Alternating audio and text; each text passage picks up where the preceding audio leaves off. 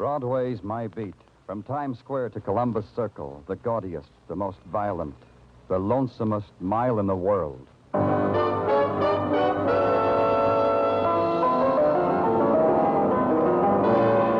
Broadway's My Beat, with Larry Thor as Detective Danny Clover.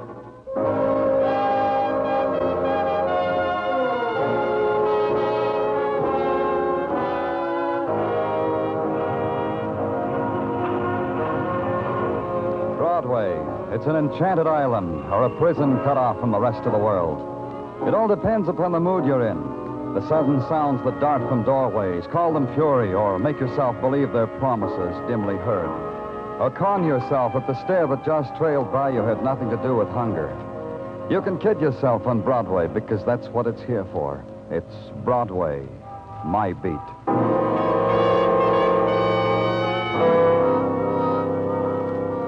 To a policeman, a telephone is an instrument of mayhem.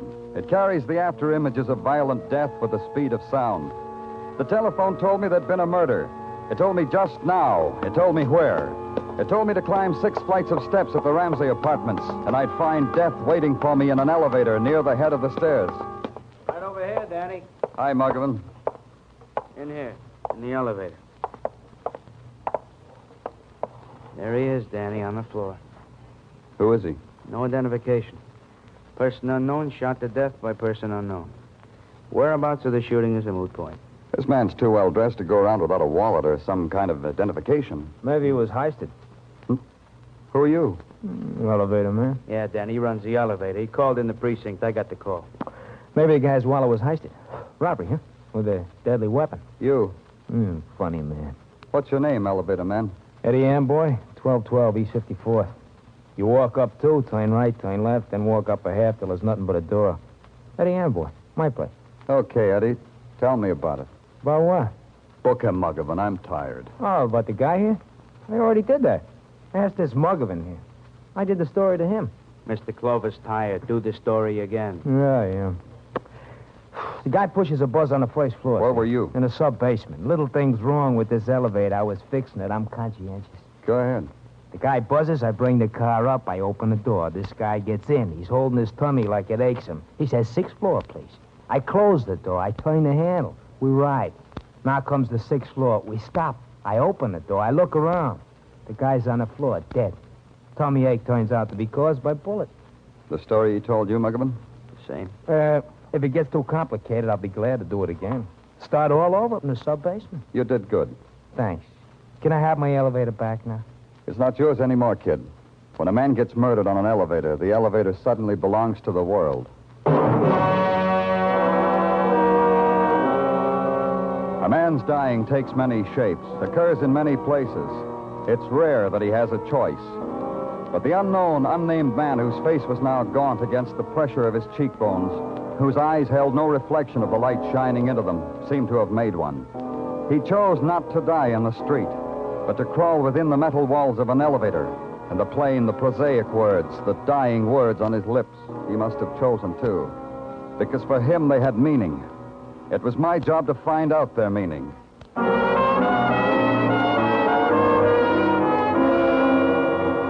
At headquarters, we put tracers out on the murdered man. Who was he? If we knew that, maybe we'd know why he had to die. And in the morning, I went back to the 6th floor he'd wanted. I had Muggavan's list of the tenants in the 3 apartments on that floor. I rang the first bell on the list. What do you want? You're Miss Conrad? What do you want? I'm from the police. Who is it, Martha? Who is it? Don't you think you'd better tell her? Martha, how dare you not answer me? Who is it? And don't tell me it's no one because I heard you whispering. Who is it, Martha? It's the police. Oh, how wonderful, the police. But isn't that the end? Show them in, Martha. No, wait, darling. First I want to paint my face. Come in. But It's all right. She's already done her face. Come in. Down this hole, please. No, don't come any closer. I want you both to stand right where you are. Especially you, policeman. You're Miss Conrad? Mary Conrad. You may call me Mary, because Mary's a grand old name. Martha. Yes. Martha, get the policeman and me something. A libation, a morning martini, anything the policeman wants. Don't go away, Martha.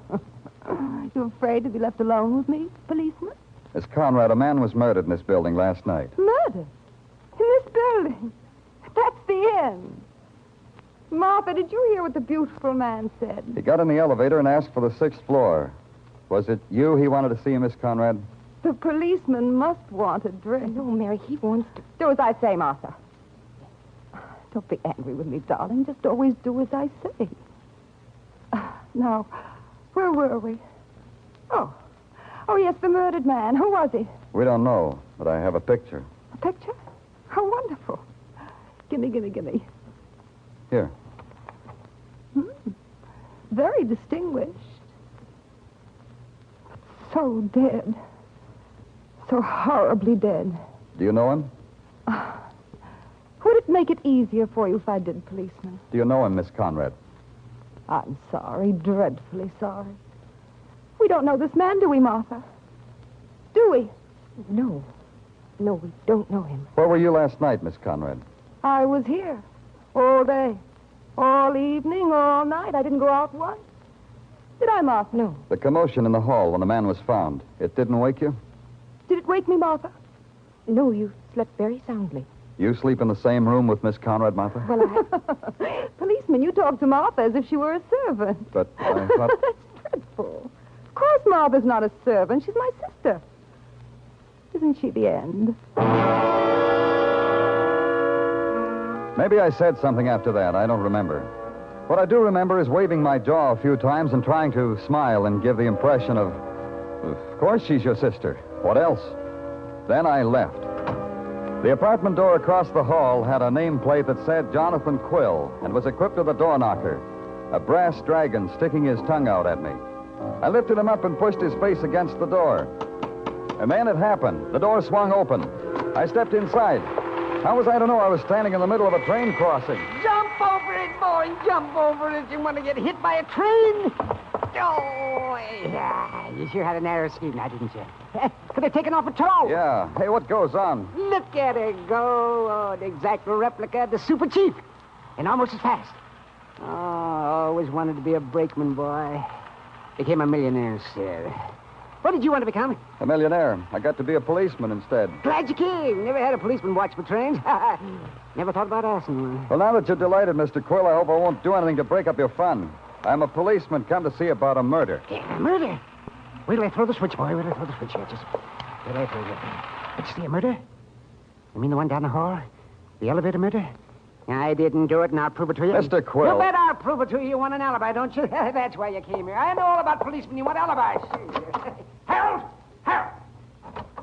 Yeah? Come in here. Harold, that's a policeman.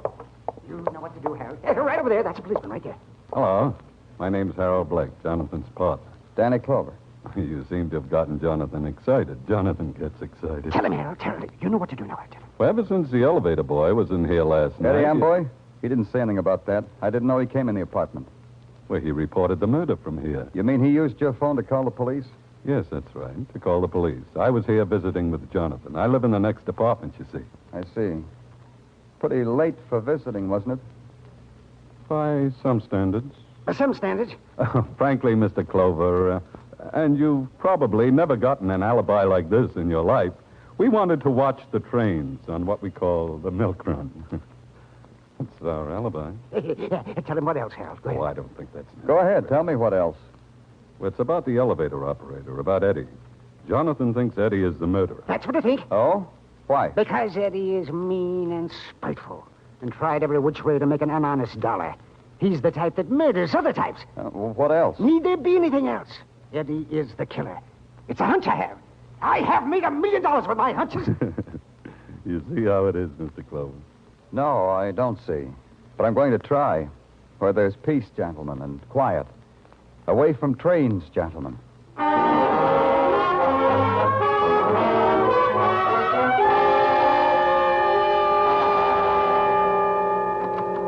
Hey, Danny, you in the mood for heap big powwow? Huh? Say that again, Tartaglia. Powwow, that's Indian talk, a throwback. Try me once more, Tartaglia. Well, a throwback to last night. Every night I play Cowboys and Indians with Mrs. Tartaglia and my 6 boys. Yeah, and I am always an Indian. Hey, you should see my teepee, Danny. Surplus army blanket. There must be a string of beads around here somewhere, Tartaglia. Go play someplace else. Danny, please, be serious. We got work to do. Oh. Well, who makes medicine first, you or me? Huh? Oh, me, Danny, me. Now, this is a very grave matter. The technical boys say the signal system on the elevator where deceased unknown was found murdered. You follow me? Mm-hmm. They say said signal system was disconnected when they went over it. So? So, what makes the mystery into a big pile is that somewhere there is a discrepancy. Like what? Like a discrepancy in time. Detective Muggavan received the murder call at his precinct at 2:55 in the a.m. He noted it down. So? So, Dr. Sinsky says, after examination of said unknown deceased, that said unknown deceased was deceased for at least 2 hours when found, which would place the time of his murder, considering the here and there of police routine, at about 1 in the morning, not at 2:55 as was called in by the elevator operator. Now, this means the boy cut off the signal system. He should not be disturbed. Danny, I ain't finished. I can never get a word out edgewise. Danny!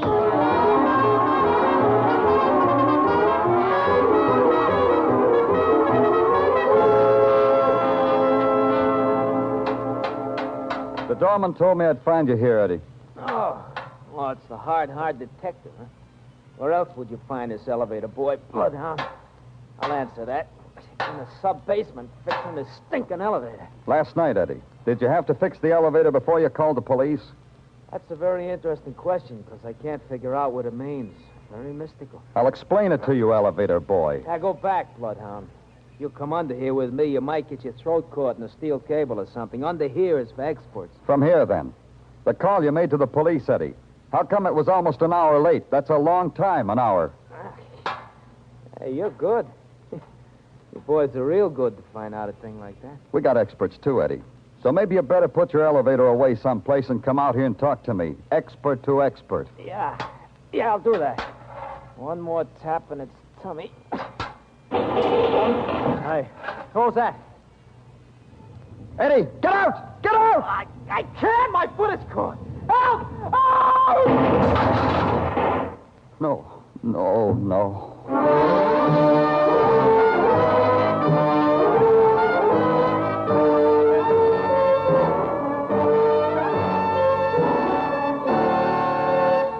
You are listening to Broadway's My Beat, written by Morton Fine and David Friedkin, and starring Larry Thor as Detective Danny Clover.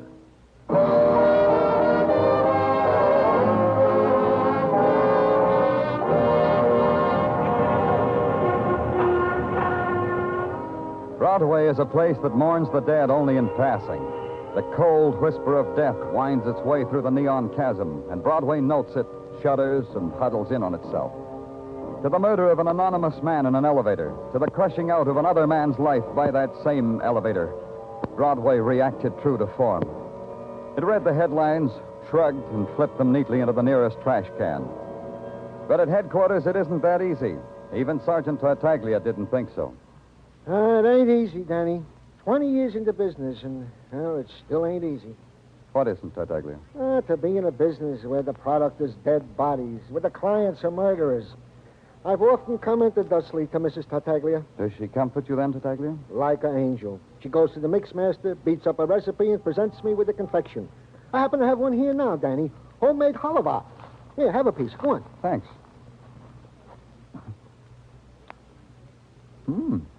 Good. Okay, Tartaglia, brief me. This halva. For her, it's like chewing on a dream, huh, Danny? My compliments to the missus. Brief me, Tartaglia. Yeah. Well, item. The unknown man found dead in the elevator of the first part is still, to all intents and purposes, unknown. Yeah, but you'll keep after it, Tartaglia. Oh, like an old hound dog. Item, the death of the elevator operator, Eddie Amboy. The boys in technical concur with your opinion that he was indubitably murdered. Well, it's generous of them. Yeah, they thought so. They said the hacksaw you found on the roof of the apartment building, plus the evidence that the elevator cable had been sawed through, this made it murder. What else, Tartaglia? Well, we have checked on the background of Eddie Amboy. Found he ran an elevator, and in his room had a wife, Mrs. Eddie Amboy. She there now? Oh, yeah, Danny, yeah. The boys are even now, keeping tabs on her. Tartaglia, give me the rest of that halva. I may need it for comfort.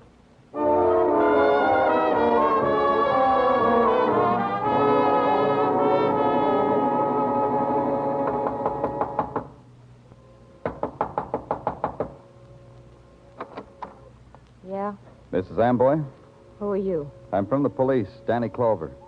Well, May I come in? you're from the police. You want to see me about what? About Eddie, about your husband. He's dead. You're late. You should have come months ago. Eddie's dead. Last night he got married to an elevator. Eddie was murdered, Mrs. Amboy. You'd want to take the trouble. Oh, come on in. Sit over there if you want to. Thanks. You said I should have come months ago. Why? Could have arrested him. Could have had him sentenced for every little petty crime he committed. I added it up one night. Come to 157 years. That way, huh? This way, Mr. Clover. I could have visited him in jail, brought him pineapple upside-down cake. He liked pineapple upside-down cake. It's a dream I had. To watch him eating pineapple upside-down cake behind bars. You sound bitter enough to want to kill him. And wreck that dream I told you about? Myself? That was Eddie's department. You were around when Eddie was killed? Still doubt me, Mr. Clover. Don't doubt me. I've been on vacation, mister. To Washington, the District of Columbia, to our nation's capital. 2-day all-expense tour by bus to gawk at the White House, Lincoln's Memorial. Miss Amboy. Eddie sent me away. He had a girl. Oh. When did you get back, Mrs. Amboy? This morning. Time to read the papers. And time to know that Eddie was dead. Time to come back here and sniff perfume I never had. Another woman. We'll check that. About the trip to Washington, I mean. Yes, sure. You know what I was just thinking, Mr. Clover? What? 6 years. I get my first 2-day vacation in 6 years, and it becomes a matter for the police. How long will it be before Eddie leaves me alone? You've seen women like me before, mister. Help me out. How long will it be? We'll just check about a bus trip. No longer than that. Wait a minute. Don't go yet, Mr. Clover. I got it right here. Here. Take this wallet. What about it? Before I burned Eddie's clothes this morning, I went through them. Maybe he'd left me $5 insurance money. I found this wallet. Eddie never had no wallet like this. Anyhow, it's empty. Not quite empty. A picture of a man. An identification card. You know him? Not really, Mrs. Amboy, but I know about him. He's a man who didn't get off an elevator. He tried, but he didn't make it. Mrs. Amboy's eyes glittered through the shadows of the room filled with shadows. And all that was in them was the hard crust of a hatred finally resolved. It was not only Eddie's clothes she had burned, but his touch, his gaze on her, the whispered night words. There was nothing more I could ask her about Eddie that she would answer. So I got out.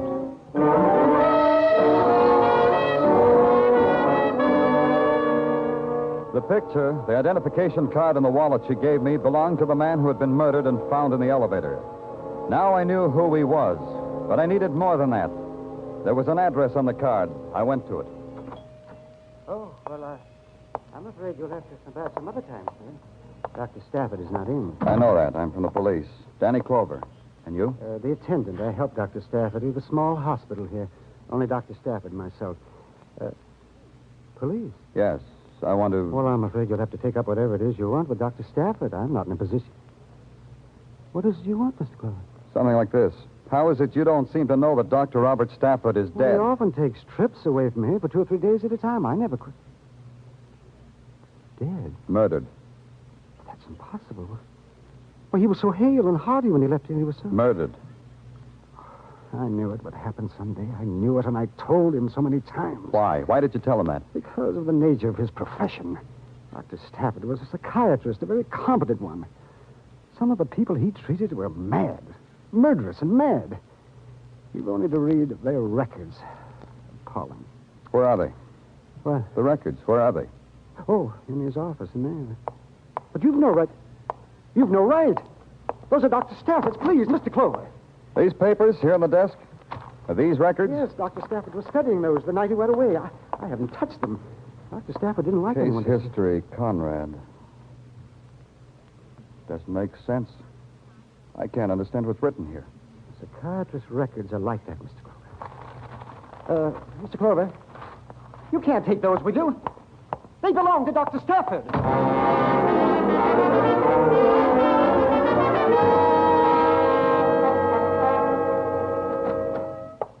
Welcome, Danny. Welcome to the office that Freud built with the taxpayers' money, Danny. Dr. French, how are you? All right, Danny, all right. Well, what brings you to the city psychiatrist?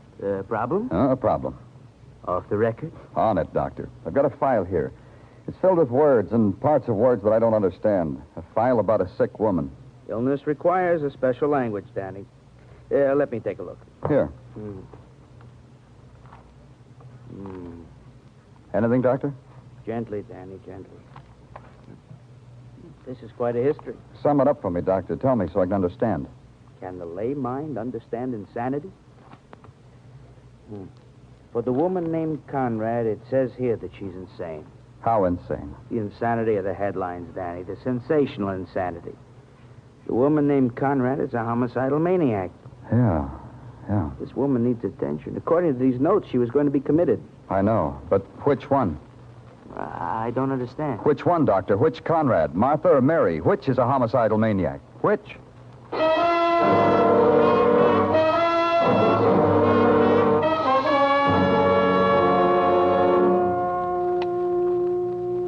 Tartaglia, get in here. Yeah, Danny, yeah. I was just in the... Hey, what are you doing with your gun, Danny? The old ammunition don't please you? Something like that. Tartaglia, I've got a thing for you to do. Always a pleasure, Danny. Tell the boys in the press room we've captured a homicidal maniac. Oh, that's nice. Huh? Hey, where, Danny? Where is he? A woman, Tartaglia. A mad woman named Conrad. Tell the reporters we're holding her for the murders of Dr. Robert Stafford and Eddie Amboy. Huh? You have spoken, Danny. But what, Tartaglia? Well, me, a policeman. It makes me ashamed to confess it, but I don't know what's going on in the police department. Oh, I'll whisper it in your ear, then you'll know. Eddie Amboy, he was the key, Tartaglia. The key to what, Danny? To the murder of Dr. Robert Stafford, to his own. Because he saw the Conrad woman kill Stafford, then blackmailed her in his own special way. Eddie had special ways. Well, if I could only understand it, it would explain something. Well, it explains Eddie's delay in calling the police. He had to fix it up with the murderer, Tartaglia. It took him an hour. When he finally convinced her, he called us. He didn't know he was playing games with a mad woman. Oh, and this Conrad was the woman who sawed through the cable and thereby dropped an elevator on him? Yeah. Hey, but wait a minute, Danny. There are two Conrads, Mary and Martha. Now, don't play hard with my emotions, Danny. Which one was it, Mary or Martha? How would I know? Another thing, Tartaglia. One of the Conrad sisters is in her apartment now. I checked. Tell Muggavan not to let the other sister get to her. Under no circumstances is one sister to contact the other. You got that? Got it, Danny. Yeah, one more thing. If anyone wants me, anyone, they can reach me at home. Is it all clear now, Tartaglia?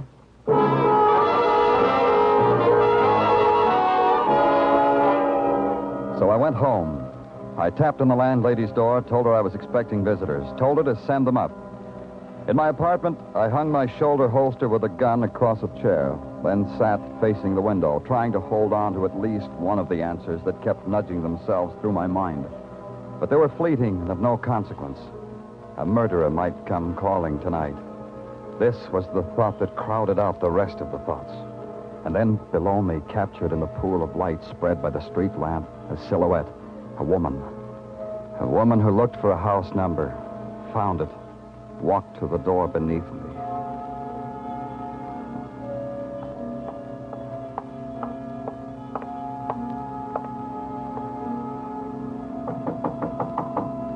Found me.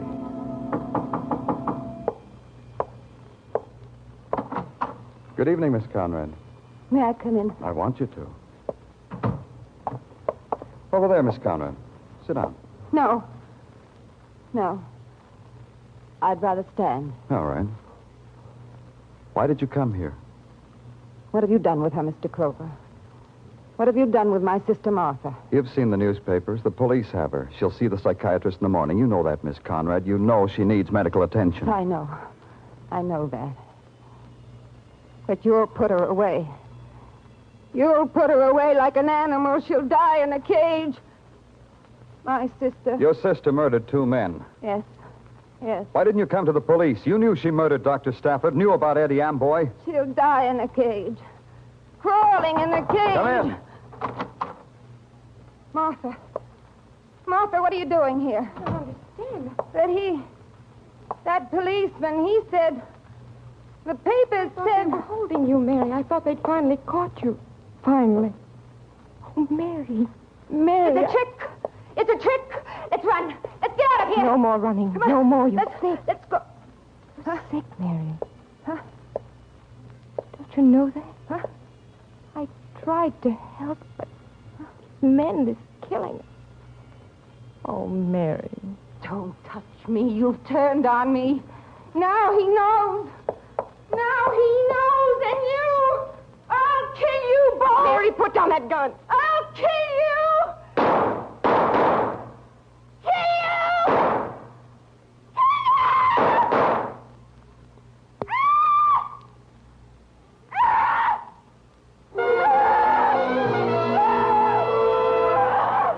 The smoke from a gun curled up and mixed with her hair, and behind the smoke, her face, fury disintegrating, dissolving into disbelief.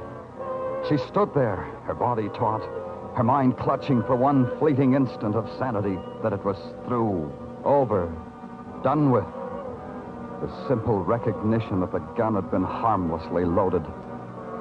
Then she rejected everything.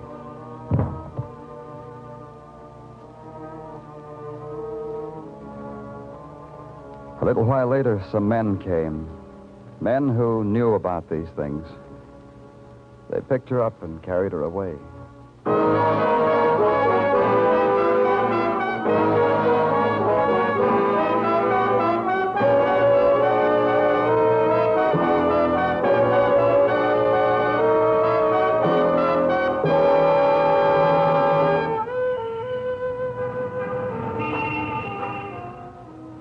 Broadway's deserted now, except for those who never quit.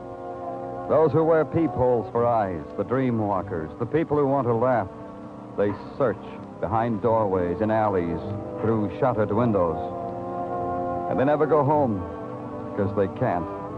It's Broadway, the gaudiest, the most violent, the lonesomest mile in the world. Broadway, my beat.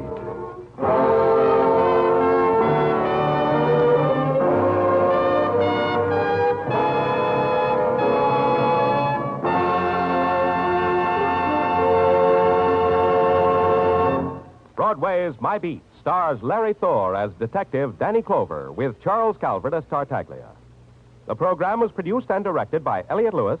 The musical score was composed and conducted by Alexander Courage.